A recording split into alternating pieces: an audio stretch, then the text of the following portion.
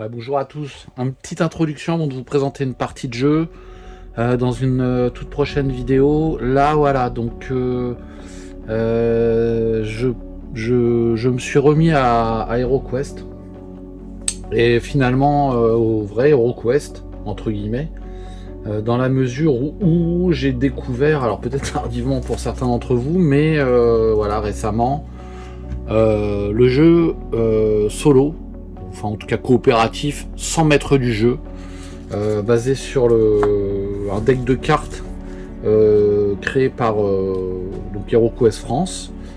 Ce deck de cartes finalement représente un ensemble de de couloirs et les salles du plateau HeroQuest. En fonction de la quête officielle, et ben on repère. Voilà, ça c'est l'exemple de la quête que je vais jouer, la mage du feu. On a le plan. Et grâce à ce système, c'est pour ça que ça me plaît beaucoup. En fait, on peut, voilà, les pièces, je peux faire, enfin tout le monde, utilisant ce système, peut jouer les aventures officielles, toutes les aventures officielles de toutes les extensions, les quêtes fan-made, il y en a une multitude, donc on peut vraiment, sans, je dirais, se prendre trop la tête, prendre une quête et la jouer. Et c'est vraiment ça qui m'a fait jouer rejouer HeroQuest là en ce moment, parce que je trouve que voilà, je redécouvre le jeu et j'en suis très heureux. Moi je pense que ça marche suffisamment bien justement pour moi, que je m'amuse et que j'ai envie de faire cette petite vidéo. Alors, donc c'est le mode sans maître du jeu HeroQuest France, certes, mais avec cela, et à force de regarder les vidéos, et comme beaucoup de gens maintenant le font, je le mélange avec le mode solo Gravaillon. Alors attention, ici ce sont les cartes mode solo. Ces cartes mode solo Gravaillon, je n'utilise que les événements, selon la règle du jeu de l'événement. S'il n'y a plus de monstres sur le plateau autour de Zargon, je tire une carte mode solo et je regarde l'événement. C'est uniquement pour ça que j'utilise les cartes. Ensuite, j'utilise d'autres composantes. J'utilise la recherche de trésors, ces cartes-là, donc aussi de Gravaillon. Quand il y a un mobilier et que la quête ne précise pas de trésor, j'utilise ce tirage aléatoire par les cartes. Donc ça aussi, ça donne un peu d'aléatoire. C'est pas compliqué, c'est rapide, donc ça me va bien. J'utilise aussi l'étape de ville de Gravaillon. Alors voilà, ce sont aussi des cartes, mais ça reste quand même, moi c'est HeroQuest France ce mode de jeu là qui m'a fait rejouer. Et après j'ai greffé ça. Pourquoi j'ai greffé par exemple cette étape de ville en carte?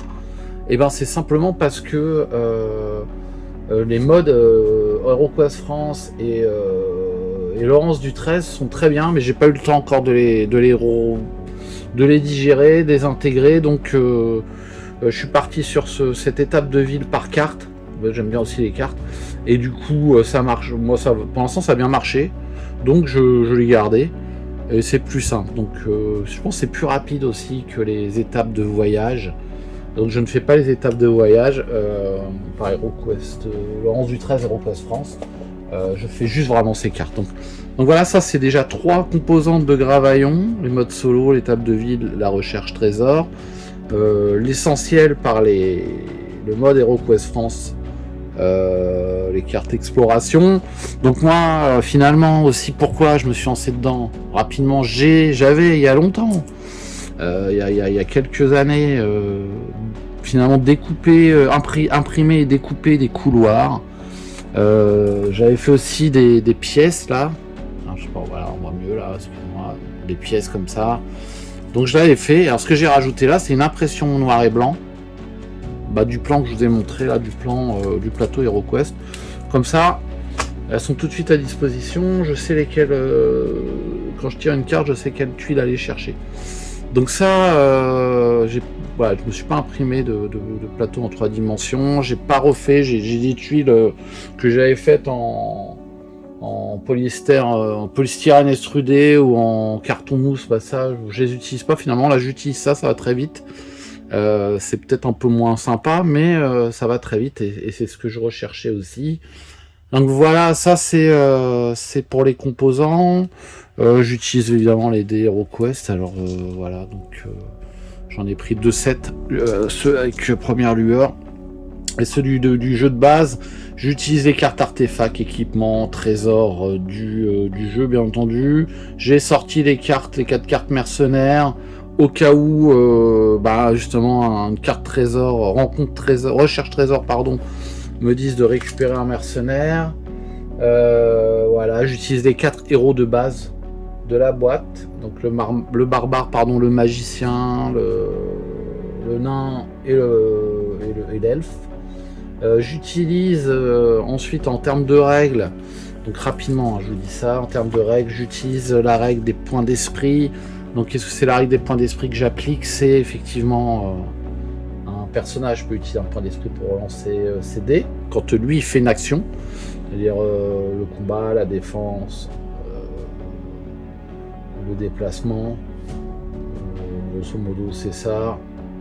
Et les monstres aussi peuvent utiliser les points d'esprit quand ils en ont. S'ils font un fumble sur leur jet d'attaque ou de défense, ils relancent. Voilà. Je ne le fais pas sur les effets des sorts. Déjà que, par exemple, sur la boule de feu ou le feu du courroux, parce que des fois, déjà que c'est pas. Moi, je trouve qu'ils sont très faibles ces sorts.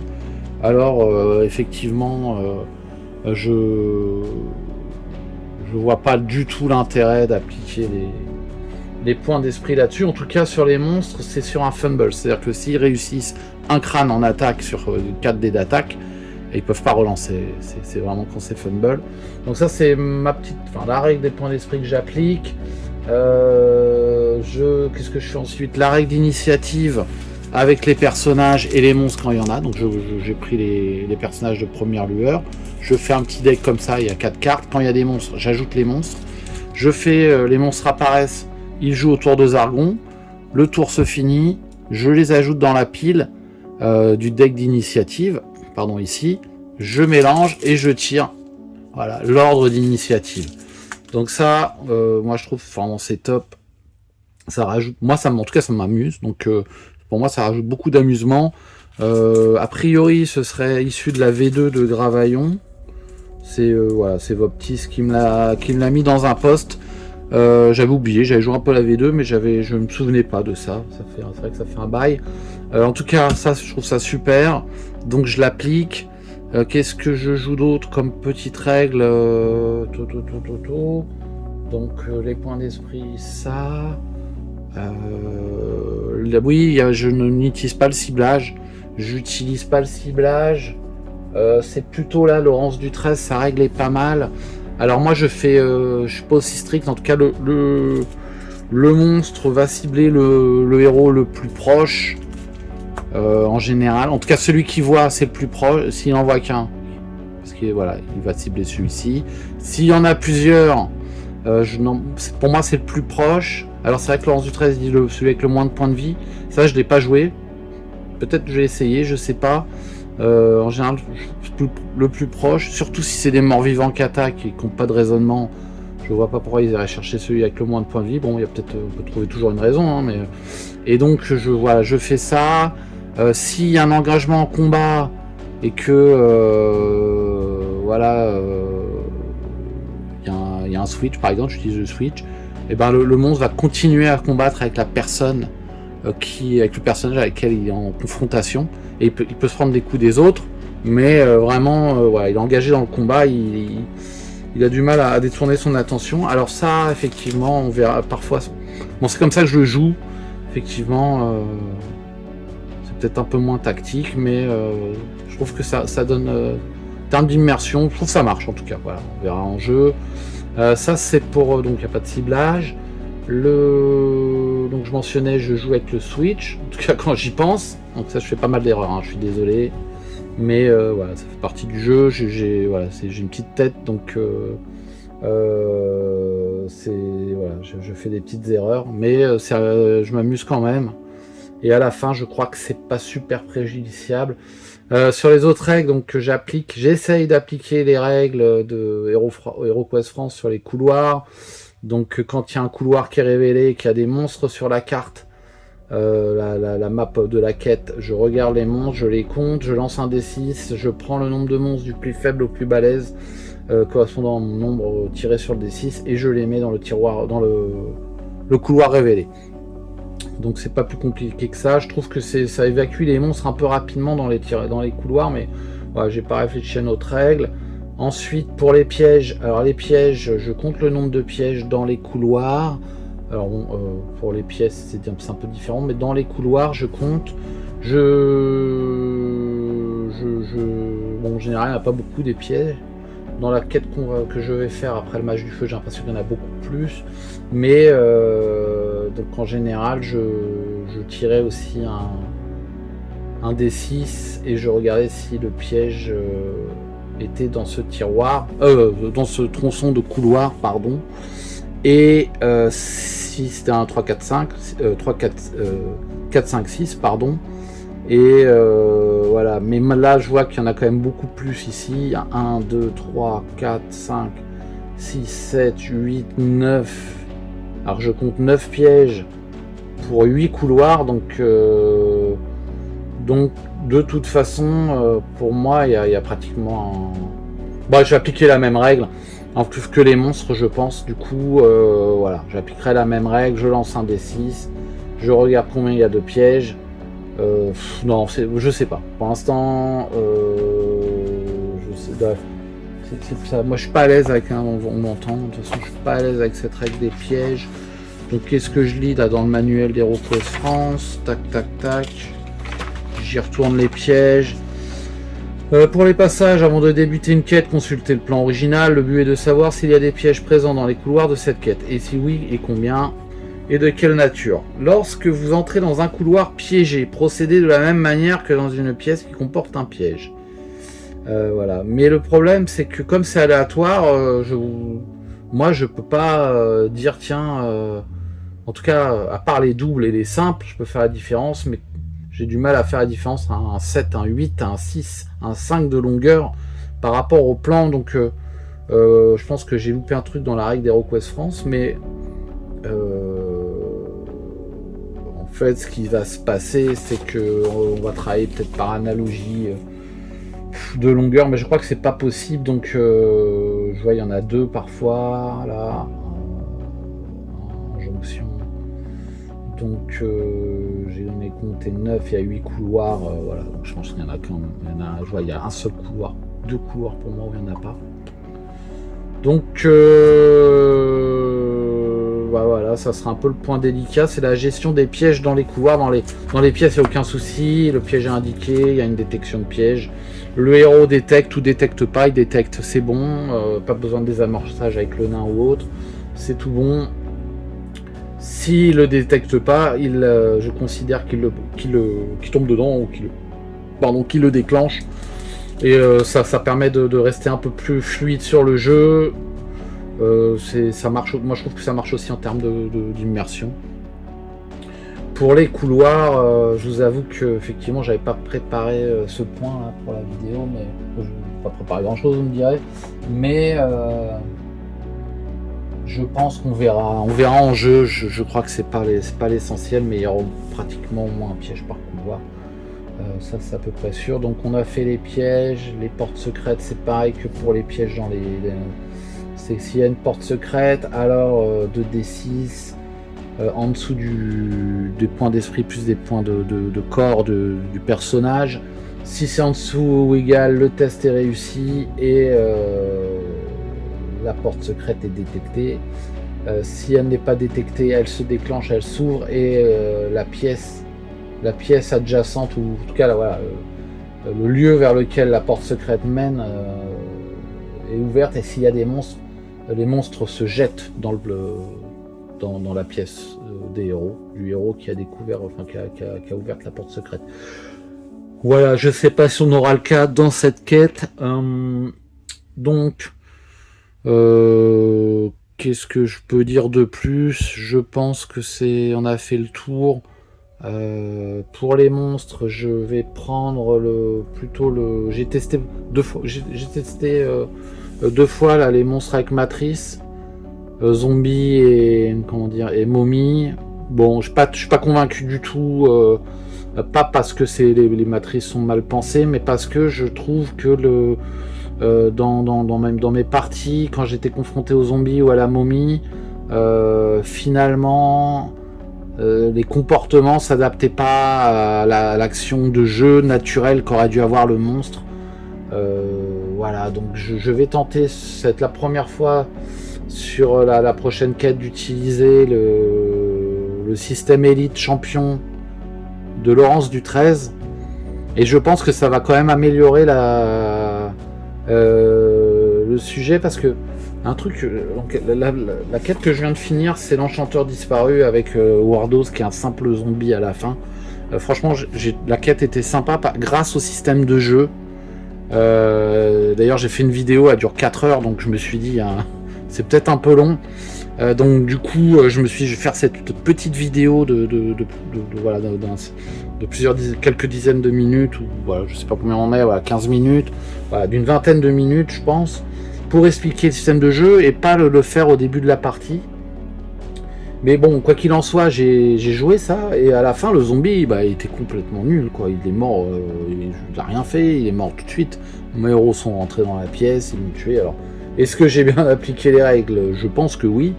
Voilà, donc là, je pense que s'il avait été élite avec un dé en plus, ou 2 dés, voilà, un point de vie en plus, bah, déjà, ça aurait peut-être lui donné une chance de faire une action. Alors, là, je vous dis, là, c'est pas le système de la matrice que je dis que le zombie était pas bon, le Wardos, c'est vraiment la quête. Je pense que la quête, je sais pas pourquoi ils ont pas fait un vrai boss. Il y a eu le cas avant avec le sorcier orc, là, je trouvais avec des sorts et tout. Là, en plus, c'est un magicien, 0 sort. Non, je trouve peut-être une petite liche, un truc comme ça, non.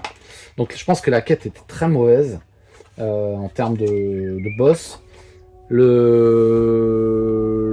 La matrice, c'est là où je dis la matrice de HeroQuest France, j'ai pas l'impression qu'elle lui donne plus de pouvoir. En tout cas, elle lui a pas donné plus de points de vie, donc il est mort tout de suite, ni de défense. Et par contre, sur le système élite champion de Laurence du 13, il rajoute des dés, donc peut-être que voilà, ça aurait été un petit peu plus difficult. Mais je pense qu'il serait mort aussi tout de suite parce qu'il avait du monde sur lui. Et, voilà, la quête n'était pas bien faite. Donc là, dans cette nouvelle quête, le mage du feu, lui, il a des sorts. Donc je vais le jouer en élite. Je pense que ce sera pas mal.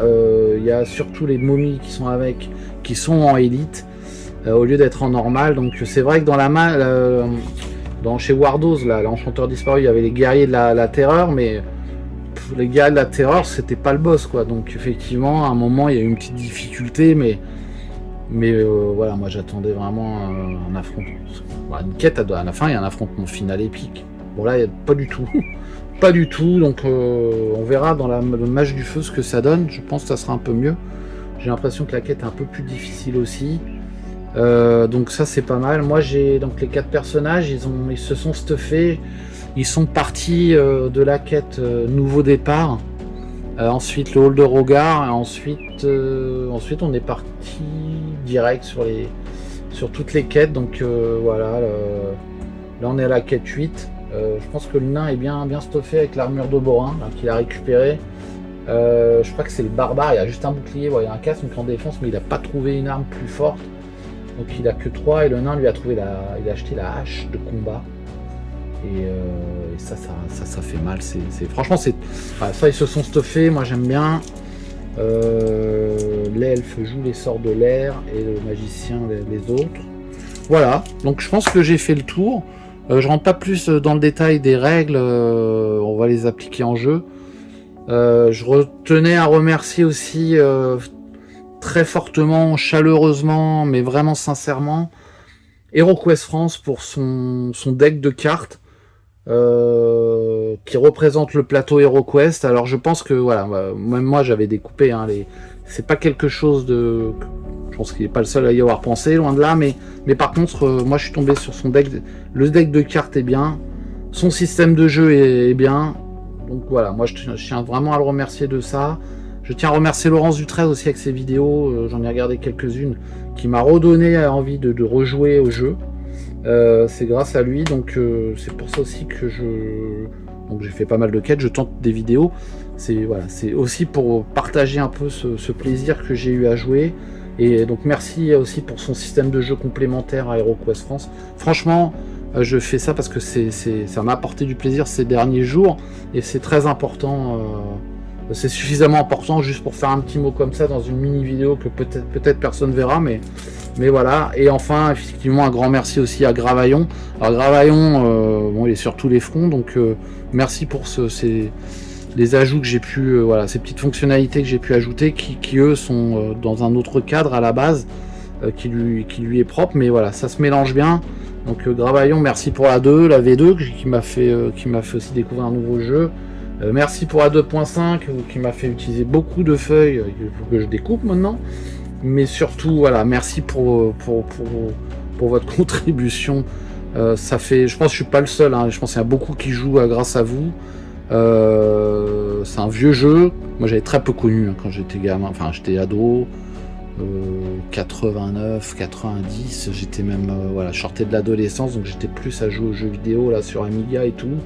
Je démarrais le jeu de rôle, on avait fait un peu d'œil noir, on faisait de l'Advanced Donjons et Dragons, et c'est vrai que je me souviens des pubs HeroQuest, je pense que j'y avais joué une fois ou deux là, et que voilà, donc je pense que j'avais pas croché plus que ça, mais grâce à tout ce que vous avez fait, ben c'est un autre jeu, et en plus j'ai vieilli, donc voilà, je pense que ça me permet de m'amuser. Voilà, donc encore un grand merci. Je vais arrêter la vidéo ici, puis on commencera une partie. Donc voilà, 22 minutes. C'est un peu plus de 20 minutes, mais je vous remercie encore. Allez, au revoir.